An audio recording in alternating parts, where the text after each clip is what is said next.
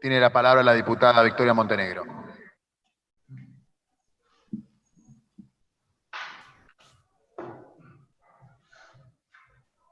¿Ahí se escucha? Ahí se escucha, ahí se escucha. Bueno, muchas gracias, señor presidente. Gracias, Leonardo. Tenía algunas preguntas para hacerte. Tenía preguntas previas a tu exposición, pero le voy a sumar algunas que me interesan. Te quería consultar, ¿cuántas personas están en la base de datos de inclusión laboral y cuántas lograron concretar efectivamente el trabajo? Después, los subsidios a las personas con discapacidad. ¿Cuál es el monto del subsidio? ¿Es por única vez? Perdón, ¿qué subsidio? Hablaste de subsidios a personas con discapacidad. El programa de apoyo, sí, perfecto. De apoyo, sí. ¿Cuál era el monto? Te quería consultar y si es por única vez. Después, si podemos acceder al informe de los equipos que hacen los relevamientos de accesibilidad. Y si hay alguna también tipo de campaña para comunicarle a los vecinos de la ciudad de Buenos Aires que existe este equipo para poder elevar su consulta con respecto a si su edificio es realmente accesible o no. Después te quería consultar, vos sabés que tenemos varios casos, nos están llegando, si bien es cierto, todavía los chicos no están cursando, pero varios casos de familias preocupadas por el tema del acompañante de los chicos en las escuelas. Te quería consultar con respecto a eso y al programa, y después te quería preguntar algunos temas previos que tienen que ver con las personas con discapacidad que dieron COVID, que estaban en el protocolo del COVID. Te pregunto si se consideró la posibilidad de crear algún tipo de línea telefónica para los familiares y las personas allegadas a las personas con discapacidad para poder dar aviso de esta situación y el seguimiento. Ahora te explico puntualmente eso. Te pregunto, ¿se generaron traslados de personas con discapacidad a instituciones extrahospitalarias que se pudo chequear que efectivamente esas instituciones son accesibles? En esas instituciones hospitalarias y extrahospitalarias, ¿está disponible el intérprete de lengua de señas?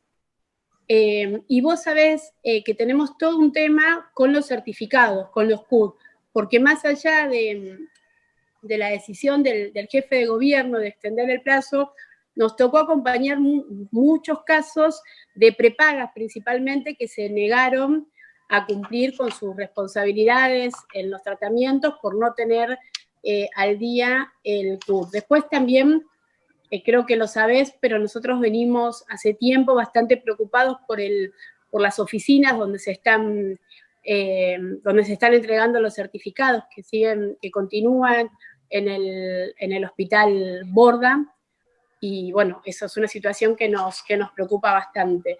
Y después te hago una consulta, la última ya. Yo entendí mal, dentro de lo que es este tiempo de pandemia y de COVID, se contactaron con 30 hogares, porque ¿por qué 30 hogares? O como si es una definición que ese número, porque ¿sabes qué? Te pongo un caso muy concreto que nos tocó hace algunas semanas y tenía que ver con una persona con discapacidad en la ciudad oculta, en el primer piso, así que tuvimos que hacer, digamos, de emergencia el traslado porque teníamos que bajarla en silla de ruedas desde el primer piso de la casa, tuvieron que ir los bomberos, digamos, toda una situación bastante complicada a la madrugada durante un fin de semana. Digo, ¿esos hogares también se contemplan en las villas, en los asentamientos, en los barrios populares? Yo terminé las preguntas. Bueno, lo anoté todo, espero haberlo anotado bien, todas las preguntas. por ejemplo, la cantidad de personas inscritas en nuestra base de datos que está en la búsqueda activa de empleo son 2.800 personas aproximadamente. Este año ingresaron 26 personas en puestos laborales entre el Ministerio de Desarrollo Humano, Jefatura de Gabinete, el Ministerio de Desarrollo Económico, Ministerio de Gobierno, ya sea a través de concursos públicos, ¿sí? Así que esa pregunta no sé si ya está contestada. Con respecto al subsidio del programa de apoyo para la vida independiente, el programa dura durante 1 año y medio y la persona con discapacidad cobra un subsidio de 3.800 pesos mensualmente, que cubre la prestación de su asistente de personal que trabaja 24 horas mensuales. O sea, el asistente personal va a la casa de la persona 24 horas mensuales, distribuido en como la persona lo necesite. Es decir, si la persona necesite 3 horas un día y 3 horas otro día, pueden ser 6 por semana, o sea, depende de la necesidad del apoyo. O sea, quien determina el plan individual de vida independiente es la persona, no nosotros. Por eso, lo que el subsidio cubre son 26 horas mensuales. Bueno, 24, perdón. Los relevamientos de edificios. Sí, la verdad tengo que preguntar si se pueden socializar. O sea, yo entiendo que el área lo solicita por un medio formal y nosotros le contestamos también por una comunicación oficial. Debería consultar si se puede socializar ese relevamiento. Pero lo consulto y te contesto. Con respecto a educación,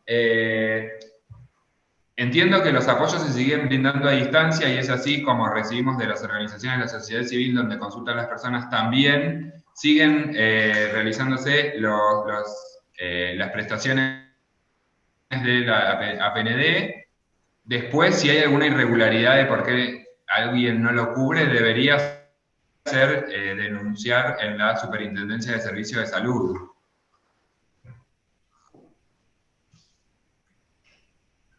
¿Para qué dice? Si tiene caso. Vos, sí, claro, sí, eso me tiran por la cucaracha. Si tenés alguna consulta, claramente nosotros tenemos continuo contacto con la gente de la superintendencia, así que podríamos articular, si tenés alguna consulta, tenés mi WhatsApp, mandame un WhatsApp con los casos específicos y articulamos. De hecho, muchas veces nosotros recibimos de personas, digo, con Juan también me comuniqué por un caso específico, digo, manden un mensaje y articulamos específicamente sobre cada caso. Si tenés algún caso, articulamos porque trabajamos en continua comunicación con la gente del Ministerio de Educación.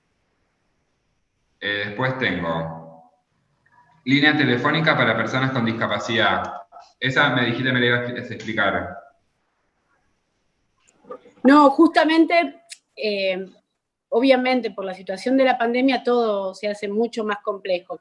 Viste que bueno, se hace el hisopado, a veces en todo ese tiempo, esas horas, no se sabe efectivamente dónde va esa persona, qué hospital va, dónde está ese seguimiento. Nos pasó con este caso que estuvimos más de 48 horas tratando de ubicarla, saber cómo estaba, digamos, en ese acompañamiento, teniendo en cuenta que muchas veces, bueno, la familia también está aislada con todo lo que significa los protocolos por el COVID, pensar si para las personas con discapacidad, teniendo en cuenta las particularidades de las necesidades, se pensó en alguna línea específica que acompañe, si bien obviamente están protegidos los datos de esas personas, que sus familiares puedan saber efectivamente a dónde está.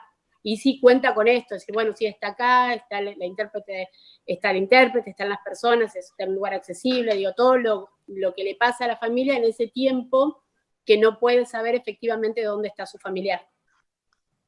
Sí, en ese sentido nosotros articulamos con la Dirección General de Hospitales para que se le brinde el apoyo a cada una de las personas. Entonces, por ejemplo, las cuestiones particulares de cada persona infectada con COVID, que tenga algún tipo de discapacidad y esté internada, nosotros nos comunicamos para que se le brinde el apoyo que requiera. Hemos recibido consultas sobre que tal vez alguien requiere algún apoyo para marcar el teléfono y ahí intervinimos con el agente de salud que está en ese lugar junto a la persona con discapacidad, que ya sea que requiere un acompañante externo y pueda estar con la persona con discapacidad si lo requiere, porque es un apoyo que lo ayuda, le brinda apoyo para comer o para bañarse, las cuestiones que no tengan que ver con que sí brinda el servicio de salud, contemplen el apoyo externo al hospitalario. Con respecto a lengua de señas, nosotros lo que promovimos en algún sentido es la lengua de señas virtual, como para no hacer ir a una persona. Entonces, siempre quedamos a disposición, y es así que nos han llamado, por ejemplo, de la Dirección General de la Mujer, como para decirte otro ámbito, para solicitarnos el acompañamiento de un intérprete de lengua de señas porque una persona quería hacer una denuncia y nosotros le ofrecimos la alternativa virtual, para también cuidar a los agentes que trabajan en Copidis. Entonces, quien lo requirió nos llamó y hacía una videollamada con la intérprete. ¿Qué dice? El BORDA, con respecto a los certificados de discapacidad, el BORDA todavía sigue operando con unas guardias que brindan, que realizan las juntas evaluadoras. Están trabajando menos cantidad de juntas, eso sí, también depende de la Dirección General de Hospitales. Nosotros articulamos cotidianamente también con ellos en función de garantizar el apoyo y la asistencia que pueda requerir cada persona, para que no se exponga en el caso que lo necesita. Por eso, por ejemplo, te cuento casos particulares, una mujer mayor de 80 que tenía que tramitar su CUT por primera vez, a través del programa de mayores cuidados, hicimos el nexo con la Dirección General de Hospitales para que pueda no ir la señora, que vaya una persona voluntaria, y se pudo flexibilizar el programa de mayores cuidados, que tiene solamente 5 acciones, también sumarle esta, y muchas veces en el caso de las personas con discapacidad se flexibilizó el apoyo del voluntario o voluntaria. Por ahora sigue funcionando en el BORDA las juntas evaluadoras. Entiendo que la Dirección General de Hospitales está evaluando, inclusive ahora, pero tiene que hacer una obra, otro edificio público, y nosotros ofrecimos el equipo de relevamiento de la accesibilidad para que evalúe las barreras que se puedan encontrar en ese edificio y no estén, ¿no? Claramente, como lo hicimos cuando fue en el BORDA. El BORDA fue un parche, pero se extendió por este contexto. La idea era que en 3 meses el BORDA ya se cambia a un edificio específico para las juntas. ¿Querés hablar? No. 30 hogares, ¿por qué? Porque nosotros nos basamos en la página de la Agencia Nacional de Discapacidad, los hogares prestadores, y nos comunicamos con todos los hogares prestadores que tiene la Agencia Nacional de Discapacidad. Después, hogares particulares, como te digo, nosotros trabajamos en conjunto con el IBCENA, que en el Ministerio interactuamos con todas las áreas, y siempre que hay un caso particular de alguna persona que requiere asistencia, tenemos equipo territorial en los barrios vulnerables, y nosotros ofrecemos ahí, en ese caso, que alguien del IBC, o que de hecho hicimos un relevamiento en el barrio 31. Perdón, me dicen cambia el intérprete. Perdón, Victoria, Romy, ¿ya estás? Perfecto. Entonces, por eso te decía, hubo relevamientos a través de videollamada, porque el equipo de arquitectos estaba en sus casas, entonces, por ende, alguien del IBC, que es también un área del ministerio, se acerca a la casa, filma el video y se lo pasa al equipo para que pueda hacer el relevamiento pertinente. De hogares particulares, repito, si vos tenés alguna situación particular, claramente avísamela y nosotros articulamos con el área del ministerio que está interviniendo en ese barrio, específicamente para dar respuesta. Y la última pregunta, no me entiendo la letra, perdón.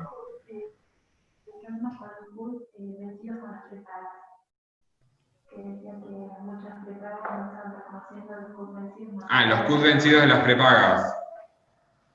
Sí, lo mismo. En ese sentido, la Agencia Nacional de Discapacidad, como acá en el gobierno de la ciudad, sacó este decreto de necesidad de emergencia y ellos sacaron la resolución 209 con el mismo texto que prorroga. El incumplimiento debe ser denunciado. O sea, ya sea el Estado Nacional como el Estado de la Ciudad sacó el mismo plazo de vigencia y la misma prórroga para los certificados. Entonces, entiendo que si hay una irregularidad debe ser denunciado con el área pertinente. Repito nuevamente, Nosotros tenemos contacto con la gente de la subsecretaría. Si vos tenés casos específicos, mandame un WhatsApp con toda la información que requieras y nosotros la transmitimos. Gracias, Victoria.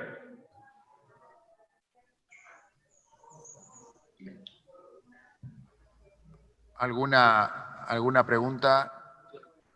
¿Algún diputado o diputada que quiere agregar alguna pregunta? Si no, alguna yo. Bueno. Leonardo, si está previsto a la adhesión al protocolo para tratamiento de personas COVID positivas con discapacidad del Gobierno Nacional, porque hasta el día de hoy la ciudad no cuenta con un protocolo propio, si la decisión es avanzar con un protocolo propio o adherir al que tiene el Gobierno Nacional, te comento además que nosotros desde la legislatura hemos presentado un proyecto para esta adhesión. Hasta el día de hoy no lo hemos podido tratar en el recinto, pero es nuestra intención. Después, si tienen pensado también protocolos para los centros educativos terapéuticos y los centros de día. Si tenés conocimiento, más allá que dependa del Ministerio de Salud, cuáles son los plazos para el traslado a una sede específica para el tratamiento de los certificados médicos obligatorios y de las juntas médicas que actualmente funcionan en el Borda. Tenía entendido que todavía no había empezado la licitación de esa nueva oficina y queríamos conocer si tenías información de cuáles sean los plazos para este traslado. Después, ¿qué otra? Si tienen registro bueno, vos dijiste 2.800 personas que están insertas en puestos laborales, pues es el número que dijiste recién, y 26 que ingresaron este año, ¿puede ser? Que están participando del registro laboral, que están inscritos en el registro laboral, son 2.800 y 26 que ingresaron a trabajar en este año. Correcto. ¿Y cuántas actualmente están en funciones, en trabajo? Digamos, una vez que ingresan, ¿el ministerio sigue haciendo un seguimiento? ¿El COPIDI sigue trabajando en un seguimiento? ¿Tiene un registro de las que están actualmente en actividad? Y si con respecto, nosotros hemos presentado también acá un pedido de informe a raíz de la asistencia específica que se le da a las personas con discapacidad que se encuentran en situación de calle. Sí, dado que incluso integran el mismo ministerio, si el COPIDIS también, así como realiza tareas de capacitación a los efectivos de seguridad, ¿hay alguna capacitación que se le brinda al personal del VAP y de los paradores de la ciudad para la asistencia y la accesibilidad de estos paradores para las personas con movilidad reducida y algún tipo de discapacidad? Esas eran las preguntas. Perfecto. Me preguntaste más cosas de otras áreas que mías, Juan. A ver, los protocolos, entiendo que se están tramitando protocolos, el Ministerio de Salud los está haciendo, pero el proceso de aprobación es enviar esos protocolos a que el Ministerio de Salud de Nación los apruebe y una vez así se publican.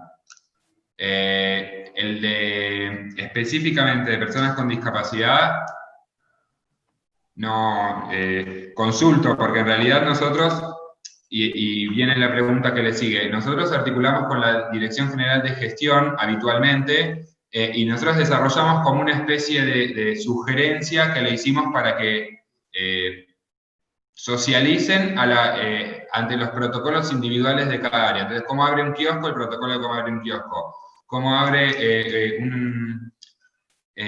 cómo atiende un profesional psicólogo o kinesiólogo o terapista ocupacional? Hay protocolos para eso. Nosotros sugerimos que pongan que contemplen una sugerencia que hicimos, un texto que contemple los ajustes necesarios para las personas con discapacidad, previo a bajarse cada uno de los protocolos, y estamos en ese diálogo. Protocolos, nosotros, porque si no desarrollamos y no hacemos guías de recomendación, y es por eso que estas guías de recomendación se las sugerimos al ministerio que determina la formalidad del protocolo. La mudanza del CUD, sí, está avanzada, tiene un edificio ya determinado, y entiendo que el Ministerio de Salud está haciendo la evaluación de gastos porque hay que acondicionarlo. Por eso decía yo que promovíamos que el equipo de de arquitectos se acerque a hacer el relevamiento previo a el acondicionamiento total, pero en este momento está como la parte la está desarrollando el Ministerio de Salud, que determina cuándo empieza a trabajar la obra. No tengo una mudanza definida. A mí me habían dicho hace más o menos que para fin de año estaba, pero yo la verdad no puedo decir algo que no me corresponde a mí, que no es mi área. Una vez, con la otra pregunta, una vez que las personas con discapacidad ingresan a trabajar en un puesto laboral, el seguimiento lo realizan a todas las inclusiones laborales, el equipo interdisciplinario. Y también se ofrece una capacitación, que me olvidé decirla antes, al equipo donde se va a incluir una persona con discapacidad. Nosotros acompañamos haciendo ese seguimiento una vez en un encuentro, y sí quedamos a disposición. Cada persona que requiera o cada área que solicite nos convoca y nosotros nos volvemos a acercar, ya sea para brindar una nueva capacitación o continuar con un seguimiento. Lo puede consultar y solicitar la persona con discapacidad o el área que contrató. Asistencia en situación de calle, sí, nosotros trabajamos con el VAP en conjunto. De hecho, equipo de Copidis participa en los paradores brindando asistencia. Nosotros ya capacitamos a la gente del VAP años pasados, y de hecho les pasamos información como por ejemplo el tablero de comunicación. Diseñamos un tablero de comunicación que se utiliza que es un sistema aumentativo alternativo de comunicación que tienen los agentes del VAP disponible para poder utilizar en el caso de que se encuentren con una persona que lo requiera. Con respecto a los paradores, nosotros tenemos más adelante, no en este contexto porque no se pueden estar realizando trámites y para no fomentar el salir, estamos desarrollando una capacitación para las personas, si bien ya capacitamos a los agentes, para las personas que viven en el parador, para los residentes del parador. Estamos planificando una capacitación para que una vez porque es un momento donde están ahora alojados y es de fácil acceso a ellos llegar a nuestro material, porque se los damos en el momento. Copidis no cuenta con personas en territorio, en calle, sino que al estar todas alojadas en un parador es más fácil poder acercarnos a los residentes y llevarles la información en primera persona, que eso va a ser más cerca del final de la pandemia. Ya tenemos la capacitación preparada, solamente nos falta poder brindarla cuando la gente pueda empezar a hacer trámites.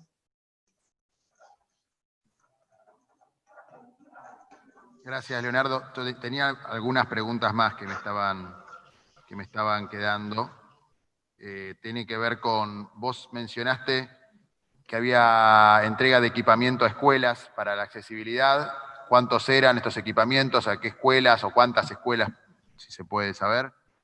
Sí. Después, con respecto al programa de vida independiente, ¿cuáles son los requisitos para el otorgamiento del subsidio para asistente personal?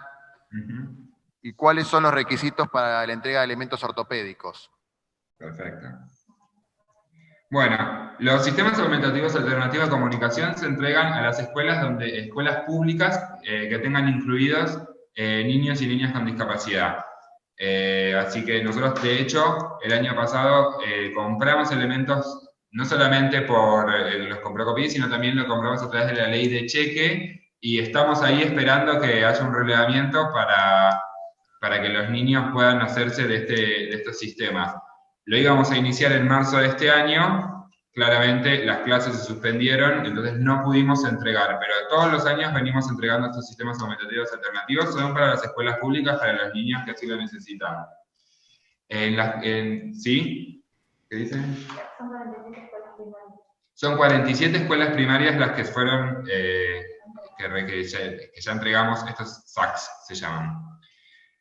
El programa de apoyo para la vida independiente tiene los requisitos de, siempre, como es Copidis, que es la Comisión de Discapacidad de la ciudad, el requisito para cualquier programa es residir en la capital federal.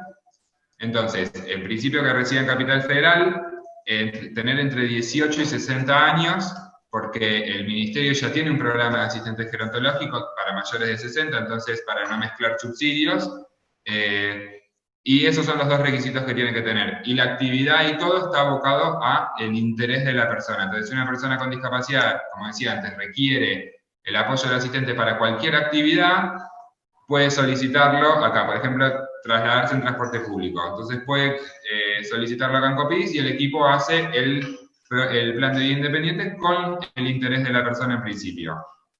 Y después el Banco de Elementos Ortopédicos tiene requisitos de la negativa de ANSES, residir en capital, con DNI en capital, y una receta médica explicando las características del elemento.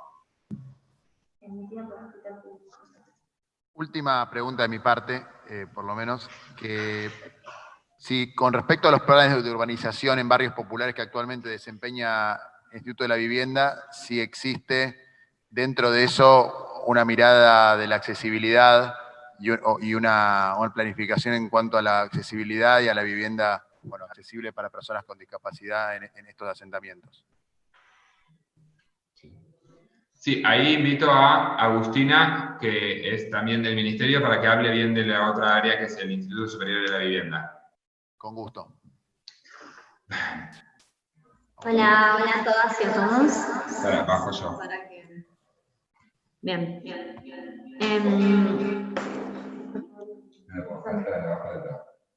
Ahí está, Agustina. Ahí está. Bueno, ¿cómo andan? Juan Manuel, sí, en base a la pregunta que haces, dos cosas para resaltar tanto del trabajo territorial del IBC como de la SISU, la Secretaría de Integración Urbana y Hábitat de la 31.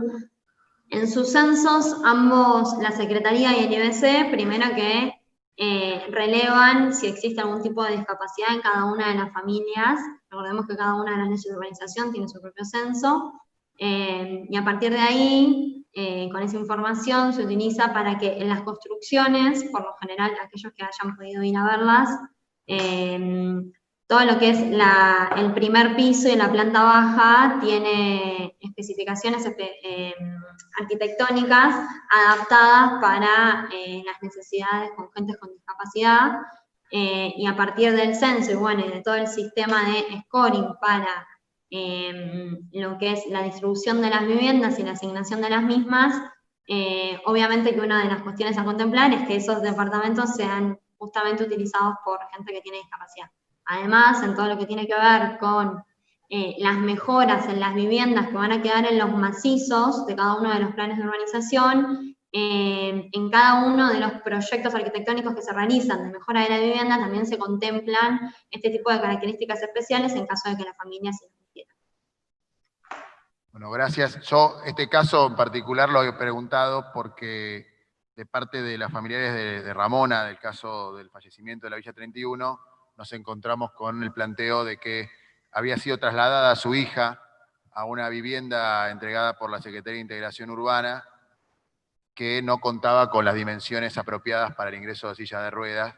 Ella tenía síndrome de West y dentro de esa discapacidad le exigía tener silla de ruedas, por eso me parecía importante tomar en cuenta en los casos de las relocalizaciones ese tipo de situaciones. Pero bueno, ¿alguna pregunta más? ¿Alguien más? Una consulta, una sola, Juan, presidente. Sí, Vicky. Le quería preguntar con el tema de los electrodependientes, ¿cómo están trabajando? Porque ahí tenemos también algunos casos que se dan, sobre todo en los barrios populares, con el tema de los cortes de luz.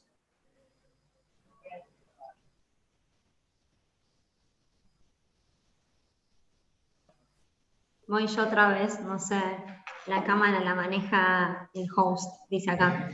Victoria, primero poner en conocimiento, creo que cada uno y cada una de los presentes sabe, hay un protocolo de intervención en barrios populares por COVID, y uno de los temas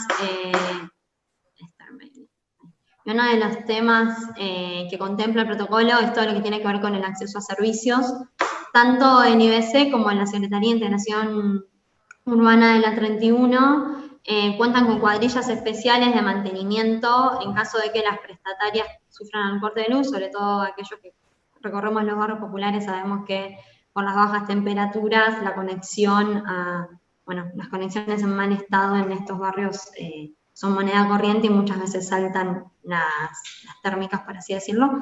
Las cuadrillas nuestras están trabajando constantemente y también ahí existen los números pertinentes más allá de los trabajadores sociales territoriales que todos tenemos, que obviamente los vecinos y vecinas los conectan, los contactan, perdón, pero más allá de eso, en el protocolo existen los números de asistencia rápida, donde las cuadrillas, a partir de la detección de alguno de los problemas o alguna denuncia de algún vecino o vecina, se acerca hacia donde se encuentra la falla, y en caso de poder solucionarlo con la cuadrilla, obviamente se realiza eso, pero también se da intervención a la prestataria.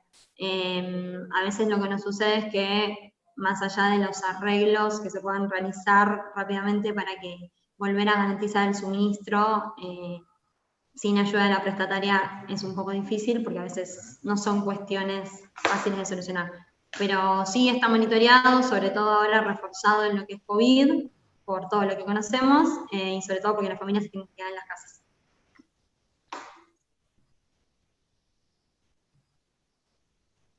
¿Alguna consulta más? Si no, damos por concluida la reunión. Bueno, Leonardo, muchas gracias.